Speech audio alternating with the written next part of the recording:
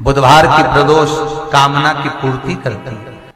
बुधवार की प्रदोष पड़ती है तो शिव रजत भवन में निवास करते हैं।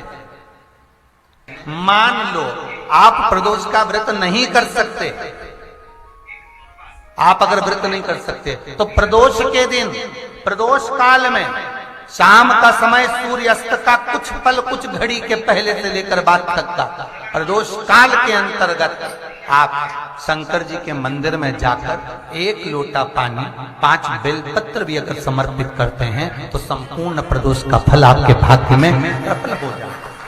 शिव महापुराण में इसका 26 प्रदोष में से कोई भी प्रदोष का दिन हो और प्रदोष काल में आप अपने घर से जल और एक हाथ में घी का भरा हुआ दीप लेकर जिस दिन शंकर के मंदिर में जाते हो, शंकर को जल चढ़ाकर हाथ का स्पर्श जलाधारी पर कर कर शिव मंदिर में दीप प्रज्वलित कर देते हो, 26 प्रदोष का पुण्य फल उसी क्षण प्राप्त हो जाए। एक निवेदन आप सबसे ध्यान करिए, सब जगह भटक लिए, सारी दुनिया में जाकर बोलिया है, जगह जगह जाकर प्रार्थना कर ली, निवेदन कर लिया, तो भी तुम्हारा अगर कोई काम ना बने तब एक काम जरूर करना, 1 बेलपत्र, 1 शमी पत्र,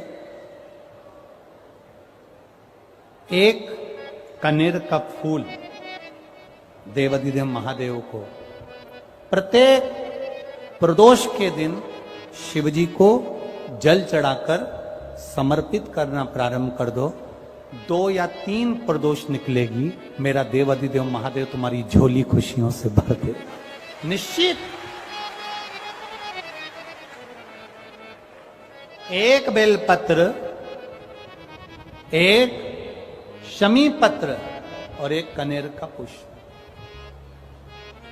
भगवान शिव को प्रदोष की प्रदोष बाबा देवाधिदेव महादेव को जल चढ़ाकर देना प्रारंभ।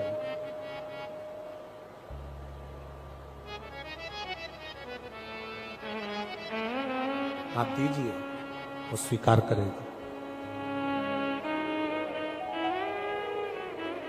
विषम स्थिति में, विषम परिस्थिति में आपने सब दूर भटक लिए, सारी ऐसी कोई जगह नहीं जहां तुम नहीं गए, पत्रिका भी दिखाई, वास्तु भी कराया, सारा दुनिया का काम कराया, उसके बाद भी सुख की अनुभूति नहीं, तब देवाधिदेव महादेव की शरणागति पकड़ी। अपने भजन के बल को बढ़ाओ, राम नाम, कृष्ण नाम, शिव नाम, जो नाम तुम जपते हो उसको बढ़ाने का प्रयास करिए।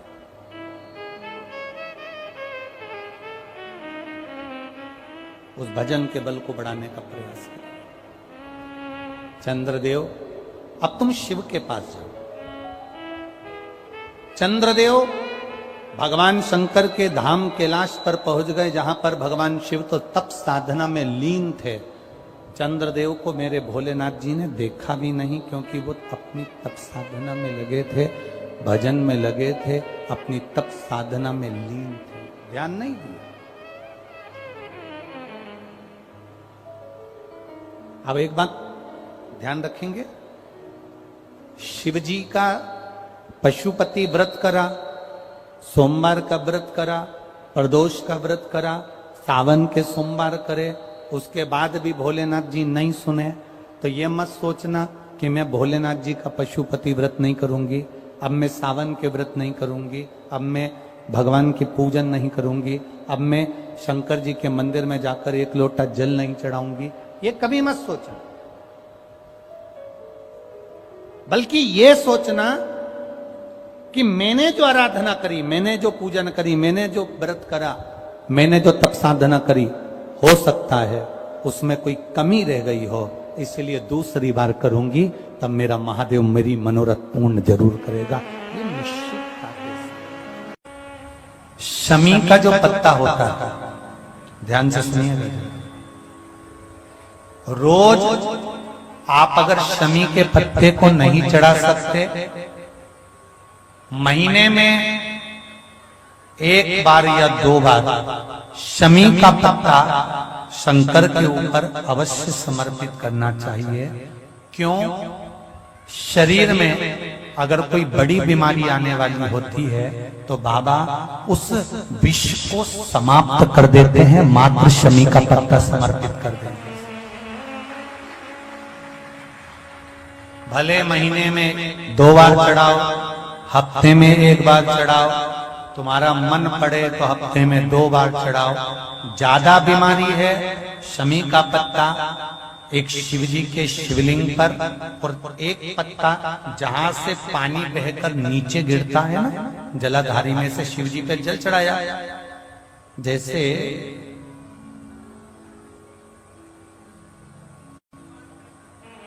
ये शिवलिंग, इस पर जल चढ़ाया तो ये पानी बहकर नीचे आता है, तो जहां गिरता है एक पत्ता शिवलिंग के ऊपर और एक पत्ता जहां से जल नीचे गिरता है वहां।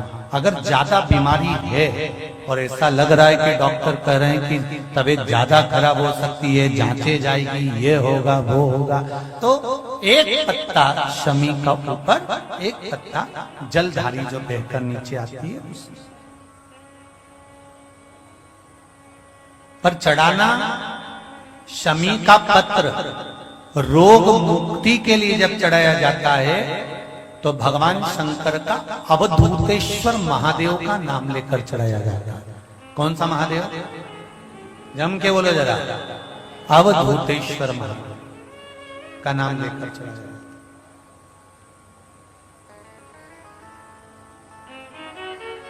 है। एक बात आपको कही थी अभी पिछले कथाओं में, गाय के दूध का घी बनाकर उसकी एक उंगली घी की अशोक सुंदरी वाली जगह पर लगाकर, जो व्यापार नहीं चलता हो, दुकान नहीं चलती हो, अशोक सुंदरी वाली जगह पर घृत लगाकर घर के दरवाजे पर या व्यापार के द्वार पर उस उंगली को लगा देना चाहिए।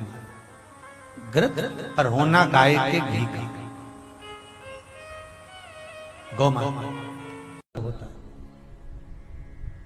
तो प्रदोष व्रत का नियम जो आप ले रहे हैं, प्रदोष व्रत को जो आप श्रवण कर रहे हैं उसको जरा ध्यान से सुनिएगा। सबसे पहले स्नान ब्रह्म मुहूर्त का, सुबह का, उसके बाद में फिर आसन पर बैठकर भगवान की भक्ति को धारण करना, शंकर का अनुमोदन करना, शिव भक्ति में डूबे रहना, शंकर का स्मरण करना, शंकर के नाम का स्मरण करते रहना।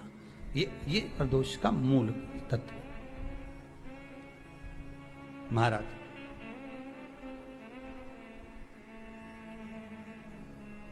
प्रदोष व्रत करने वाले को भोजन नहीं करना चाहिए, ध्यान दीजिएगा।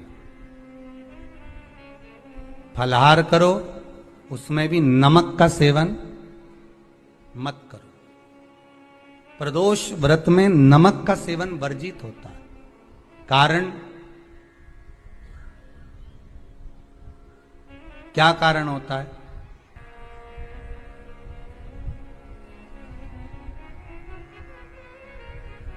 पूजन करें प्रदोष काल में, शिव की आराधना करें,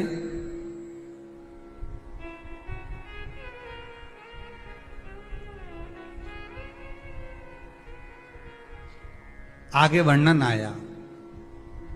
प्रदोष व्रत करने वाले को प्रदोष के दिन प्रयास करना चाहिए कि रात्रि के समय पर आधा घंटा, 10 मिनट, 20 मिनट जागरण करे। जागरण मतलब थोड़ा भगवान का भजन कर ले। भले 4-5 माताएं इकट्ठी नहीं हो तो अपन अकेले ही कर लो। अपन अकेले कम है क्या भाई? अपन कम पड़े। आराधना अकेले भी करो, जागरण करो। जब आपकी 11 प्रदोष हो जाए, 26 प्रदोष हो जाए, तब उद्यापन करो। उद्यापन 2 ब्राह्मणों को जोड़े से बुलाओ। ब्राह्मणों को जोड़े से बुलाकर उनके चरणों की पूजन कर कर, आराधना कर कर, सुंदर मंडप तैयार कर कर भगवान का, उसमें सुंदर रंगोली डालकर, मंडल बनवाकर पूजन करो शंकर भगवान की प्रदोष का। एक दिन पहले गणेश की आराधना करो, पूजन करो, और प्रदोष वाले दिन जो मंडल बनाए हैं पूजन अर्चना करने के लिए, जो स्थान दिया है, उसकी आराधना करो। खीर की आहुतियां दीजिए 108 बार। जो ब्राह्मण आए उनके माध्यम से मंत्रों द्वारा पूजन कराकर खीर की आहुतियां दीजिए शिव नाम। महाराज फिर ब्राह्मणों को जोड़े से भोजन कराकर चरणों को नमन कर कर दक्षिणा प्रदान कर कर निवेदन कर कर ब्राह्मणों से कहें, हे ब्राह्मण देवता, आप हमें आशीर्वाद प्रदान करें कि जिस प्रदोष का हमने व्रत किया है उस व्रत का पुण्य फल हमें प्राप्त हो। ऐसा ब्राह्मण चरण को नमन कर कर प्रणाम कर कर उनसे अपने मस्तक पर अक्षत छुड़वाएं। फिर नमन कर कर भोजन कराकर विदा करें। शाम को भगवान का जागरण करें। ऐसे प्रदोष व्रत का उद्यापन कर अपने जीवन को सार्थक बनाएं। ऐसा सुंदर प्रदोष व्रत का व्याख्यान वर्णन स्कंद पुराण में कर प्रदोष का नियम बना लो। शिव जी के शिवलिंग पर 5 जगह पर त्रिपुंड लगाना चंदन का, समझेंगे अच्छे से। ये शिव जी का शिवलिंग है, ये जलाधारी है, ये गणेश जी का स्थान, कार्तिकेय का स्थान, बीच में अशोक सुंदरी का स्थान। शिव जी के ऊपर जो बूंद बूंद पानी जलाधारी में से टपकता है वो शिव जी की 5 लड़कियां। नाम बोलेंगे साथ में, जया, विषहरा, श्यामली बारी, दौतली, देव। शिव जी की 5 बेटियां। शिवलिंग में अगर आपने, डॉक्टर ने कहा कि बहुत बड़ी बीमारी है, तकलीफ है, 5 स्थान पर त्रिपुंड लगाना प्रारंभ करो। पहला, दूसरा, तीसरा, चौथा, 5वां। अर्थात शिवलिंग के कहीं पर भी भाग पर आप अगर 4 स्थान पर नीचे भी लगाएं और 1 स्थान पर ऊपर भी लगाएं, शिवलिंग के किसी भी भाग पर 5 जगह पर चंदन का लेपन करना प्रारंभ करो। उसी चंदन के भाग में से 5 जगह का नमः शिवाय बोलकर थोड़ा सा चंदन लेकर आइए कंठ पर और वक्षस्थल अर्थात हृदय पर उसको लगाना प्रारंभ करो। धीरे धीरे धीरे धीरे रोग कंट्रोल में आएगा और दुख मिटना प्रारंभ हो जाएगा। दुख मिटेगा। शिव जी के पंचानंद मुख से पंचाक्षर मंत्र प्रगटा है। कौन सा मंत्र है? सब बोलिए, नमः नमः। डॉक्टर कह दिया बहुत बड़ी बीमारी आ गई, तकलीफ आ गया, रोग आ गया, कष्ट, हम तो कहेंगे शिव पर भरोसा करो। शिवलिंग के 5 स्थान कोई से भी आप चुन लीजिए। 5 स्थान, 1 2 3 4 ऊपर लगा दिया 5, और अगर 5 स्थान नीचे ही लगा रहे हो तो भी 5। कोई भी शिवलिंग में 5 स्थान पर चंदन लगाना प्रारंभ करिए। उस चंदन का भाग नमः शिवाय, नमः शिवाय, नमः शिवाय, नमः शिवाय, नमः शिवाय कहकर थोड़ा सा लाकर हृदय पर, कंठ पर वो चंदन को लगाइए। प्रदोष के दिन ये नियम करेंगे। प्रदोष से अगले प्रदोष तक जो चंदन लेकर आए उसमें पानी डालकर रखना, उसको रोज प्रतिदिन लगाना। फिर अगला प्रदोष आएगा, फिर वो चंदन तैयार करना, फिर अगला प्रदोष आएगा। ऐसे अगर 24 प्रदोष आपने पूर्ण कर लिए तो बाबा की कृपा से रोग धीरे धीरे पूरा समाप्त हो जाएगा और शिव कृपा। बहुत ध्यान देना इस कथा पर। शिव के मंदिर में कभी भी जाओ, तुम्हारा बेटा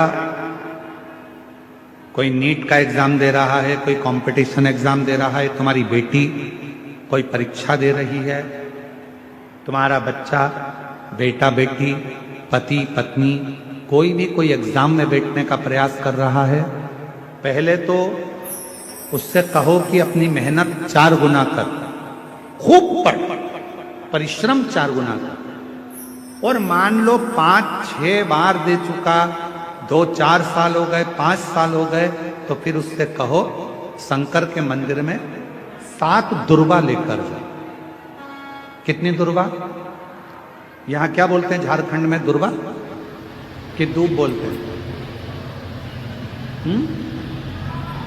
दुर्वा। 7 दुर्वा शिव के मंदिर में लेकर, जब जल का पात्र साथ में सातों दुर्वा को नीचे की ओर रखो, हथेली पर जल का पात्र हाथ में लेकर भगवान देवाधिदेव महादेव को जल समर्पित करो। सातों दुर्वा में से 6 दुर्वा षडानंद कार्तिकेय जी को समर्पित कर दो। 1 दुर्वा भगवान शंकर के शिवलिंग पर चढ़ा। अपने हाथ की 3 उंगलियां शिवलिंग का स्पर्श करो और अपनी कामना कहकर, बाबा बहुत एग्जाम दे चुका हूं, बेटा बेटी ने बहुत परीक्षा दी है, हो नहीं रहा बाबा, अब आपके भरोसे है। बाबा को विनय करो, शिव जी पे चढ़ी हुई दुर्वा वापिस लेकर आओ। जिस बच्चा जब एग्जाम के लिए जाए, परीक्षा देने के लिए जाए, उस दिन वो दुर्वा को अपने मस्तक पर प्रणाम कर कर, नमन कर कर, षडानंद कार्तिकेय का स्मरण कर कर फिर एग्जाम के लिए जाए। पढ़ाई अच्छी करना, दिल से करना, मेहनत ज्यादा करना, और एक बार ये प्रयोग कर कर देखना, मेरा षडानंद कार्तिकेय सफलता जरूर प्रदान करे। 6 मुख से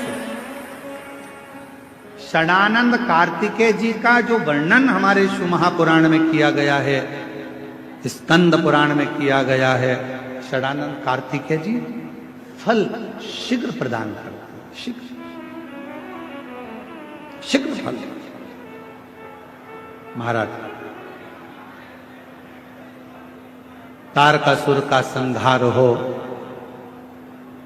षडानंद कार्तिकेय जी ने बाण छोड़ा, और षडानंद कार्तिकेय जी ने जैसे बाण छोड़ा, तारकासुर के शरीर को लगा, तारकासुर के प्राण छूट गए। देवताओं ने पुष्प की वृष्टि करी, रे तारकासुर तेरे हृदय में शिव बसे थे, इसलिए तूने षडानंद कार्तिकेय का दर्शन। शिव को समर्पित करें, अपने भाव की निर्मलता शिव से स्वीकारें। 7 दुर्वा 1 लोटा जल षडानंद कार्तिकेय का स्मरण कर कर जब हम चढ़ाते हैं तो उसका फल हमको मिलता, उसका फल प्राप्त होता।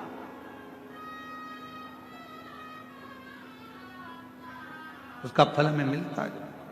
शिव कथा का महाराज, एक होता है शमी का पौधा, एक होता है मंदार का पौधा। मंदार जानते हो सब लोग? बोलो तो जम के। सफेद आंकड़ा भी उसको बोलते हैं, मंदार भी उसको बोलते हैं। मंदार का पौधा, और एक होता है शमी का। कहते हैं जिस व्यक्ति की जिंदगी में केवल घाटा ही घाटा लिखा हो, दुख ही दुख लिखा हो, और कई साल हो गए हों किराए के मकान में रहते हुए या तकलीफ को भोगते भोगते, परिवार में कहीं सुख है ही नहीं, 2 पौधे को याद रखना। और दोनों पौधे की कथा हमने पूर्व में सुना चुके, मंदार और शमी। दोनों की कथा सुनाइए कि ये कौन से मुनि थे, कौन से ऋषि के बेटे थे, ये मंदार और शमी किसके पुत्र थे, सब कथा सुने। आप YouTube पर सर्च करिएगा तो आपको कथा पूरी मिल जाएगी, आप इसको सुनो। जिसकी जिंदगी में दुख ही दुख लिखा, कष्ट ही कष्ट लिखा, परेशानी ही परेशानी लिखी, तो मंदार और शमी ये 2 पौधे ऐसे हैं जो जीवन में सुख प्रदान करते हैं। आप YouTube पर सर्च करिएगा तो आपको कथा पूरी मिल जाएगी, आप इसको सुनो। जिसकी जिंदगी में दुख ही दुख लिखा, कष्ट ही कष्ट लिखा, परेशानी ही परेशानी लिखी, तो मंदार और शमी ये 2 पौधे ऐसे हैं जो जीवन में सुख प्रदान करते हैं। एक नियम बना लो, 12 महीने शिवरात्रि आती है, हर महीने शिवरात्रि पड़ती है, महीने में 2 बार प्रदोष पड़ती है।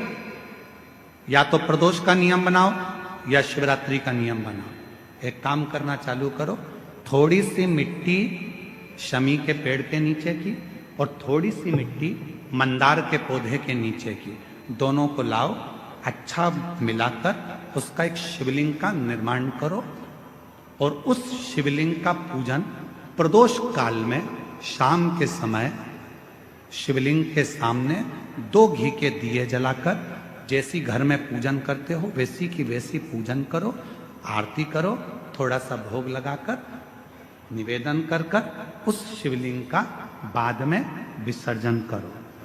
5 या 7 प्रदोष कर लो या 5 या 7 शिवरात्रि कर लो, आपको किसी के आगे हाथ नहीं फैलाना पड़ेगा।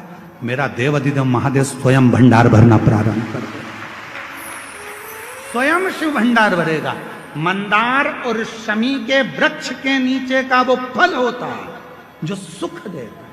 महीने प्रदोष आती है, हर महीने शिवरात्रि आती है। प्रत्येक शिवरात्रि, प्रत्येक प्रदोष को आप मिट्टी के अंदर मक्खन या गाय का दूध या गाय का घी, देसी गाय का मिलाकर शिवलिंग बनाकर उसकी पूजन करना प्रारंभ करें। 1 साल पूरा नहीं होगा, भले 20 साल हो गए होंगे, पर आपका गर्भ जरूर ठहरेगा, ये निश्चित था। भले 20 साल हो गए, 22 साल हो गए, 25 साल हो गए, डॉक्टर ने मना कर दिया नहीं होगा, फिर भी आप बाबा पर भरोसा, बोल बम का नारा है, बाबा है। आप विश्वास के साथ शिव की आराधना करिए। गाय, देसी गौ माता का दूध, मक्खन, घी, ये हमारे मिट्टी के अंदर मिलाकर जब हम शिवलिंग का निर्माण करते हैं तो हमारा वंश बढ़ता। आप स्वयं भाग्यशाली हैं, आप स्वयं किस्मत वाले हैं। कोई कैसे कह दे तुमको कि तुम अभागे हो? ना ना, हमारे बराबर भाग्य नहीं है किसी का।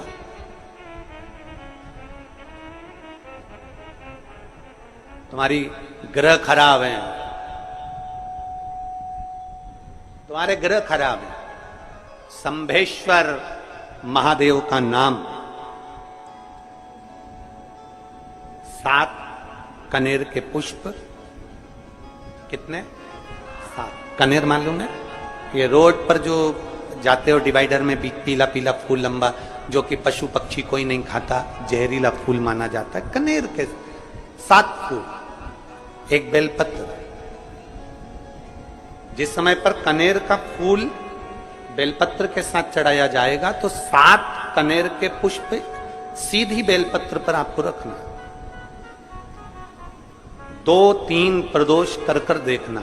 अगर कोई आपसे कहे कि आपका भाग्य ठीक नहीं चल रहा, आपकी किस्मत ठीक नहीं चल रही, आपके ग्रह ठीक नहीं चल रहा है, आप भाग्यशाली नहीं हो, पहले तो वहां से उठ जाओ। उसके बाद में देव अधिदेव महादेव के पास 7 कनेर के पुष्प एक बेलपत्र में रखकर नंदीश्वर के पास में बैठकर श्री शिवाय नमस्तुभ्यम बोलकर अशोक सुंदरी वाली जगह पर स्पर्श कराकर भगवान शंकर पर 7 फूल के साथ बेलपत्री की डंडी अशोक सुंदरी की साइड हो, ऐसा स्मरण करते हुए शिव को समर्पित कर दे। वही बेलपत्री 5 बार नमः शिवाय या पंचाक्षर मंत्र, षडाक्षर मंत्र या श्री शिवाय नमस्तुभ्यम बोलकर वही बेलपत्री 3 प्रदोष, 4 प्रदोष, 5 प्रदोष, 2 प्रदोष, जितने प्रदोष आप चढ़ा रहे हैं प्रदोष काल में, वो बेलपत्री लाकर अपने कक्ष में अपने पूजन वाले स्थान पर रखते जाओ। एक बेलपत्री एक प्रदोष पर लाओगे, अगला प्रदोष आएगा, कितना अंतर पड़ता है आपके भाग्य बदलने में, आपको खुद मालूम पड़ जाएगा कि आपकी किस्मत कैसे बदल गई। मेहनत आपको करना है, परिश्रम आपको करना है, लगन आपको लगाना है, और बेलपत्री और कनेर का पुष्प शिव को चढ़ा। चालू करो प्रदोष चढ़ाना। और जब प्रदोष चढ़ाओगे तो अगस्त के महीने की जो प्रदोष आएगी 17 अगस्त को, तब तुम सीहोर कावड़ भरने के लिए आओगे सरी, तब एक प्रदोष पे यहां पे भी चढ़ा ले, चढ़ाओ शंकर का भजन। यहां नहीं चढ़ा सकते, अपने घर पर चढ़ाओ, अपने शिवालय में चढ़ाओ, अपने देवालय में चढ़ाओ, अपने नजदीक में जो शंकर मंदिर वहां चढ़ाओ। आराधना शिव की। कोई कह दे तुमसे कि ये ठीक नहीं, प्रथम आप ये जो कनेर के फूल चढ़ाओगे ना, इसमें श्रंभेश्वर महादेव का भाव होना चाहिए। श्रंभेश्वर महादेव, फिर से एक बार बोलो, कौन से महादेव? श्रंभेश्वर। और फिर एक निवेदन, मान लो कि डॉक्टर कह दे कि बच्चे की धड़कन नहीं आ रही है, 7 पुष्प कोई से भी, 7 बेलपत्र अशोक सुंदरी वाली जगह पर एक एक कर बेलपत्र, एक बेलपत्र एक पुष्प अशोक सुंदरी वाली, एक बेलपत्र एक पुष्प अशोक सुंदरी वाली जगह पर चढ़ा दीजिए और एक बेलपत्र उसमें से एक पुष्प लेकर अपने घर जाइए और 15 दिन के बाद वापिस उस बच्चे की सोनोग्राफी जांच डॉक्टर के कहने से कराइए। बाबा उस बच्चे की धड़कन, श्वास और शरीर पूरा देगा। श्रंभेश्वर महादेव में श्रंभेश्वर महादेव का जब नाम लिया जाता है तो 33 कोटि देवी देवताओं का एक साथ नाम उच्चारण हो जाता है। 33 कोटि देवताओं श्रंभेश्वर। बोल श्रंभेश्वर महादेव की जय। श्रंभेश्वर भगवान का स्मरण किया है। आगे वर्णन आया है भगवान के सुंदर आनंदमय स्वरूप का। जब भगवान देवाधिदेव महादेव आनंद में विराजमान थे, देवता और राक्षसों ने मिलकर मंथन किया। मंथन में विष निकला जो देवाधिदेव महादेव के पास पहुंचा। शिवजी ने विष को धारण करा, क्योंकि घर का जो बड़ा होता है, घर का जो बुजुर्ग होता है, उसको बहुत सहना पड़ता है, बहुत सहना पड़ता है। घर का जो बुजुर्ग है, घर का जो बड़ा है, उसको सहना पड़े, सहन करना पड़े। और सहने की आदत होना भी चाहिए।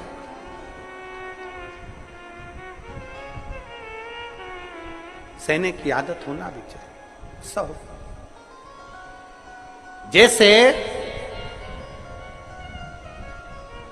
तुम्हारे घर में बिजली है, अरे बोलो तो जम के, लाइट बिजली है। प्रत्येक घर में बिजली होती है, तो क्या प्रत्येक घर बिजली घर बन जाता है? जम के बोलो जरा। बिजली घर तो एक दो, कहीं कहीं बड़ा शहर है तो थोड़े ज्यादा हो सकते, छोटा शहर है, छोटा गांव है तो बिजली घर एक दो। प्रत्येक घर में बिजली होती है, पर सारे घर बिजली घर नहीं कहलाते, बिजली घर नहीं बन जाते। बिजली घर तो कोई सा घर होता है।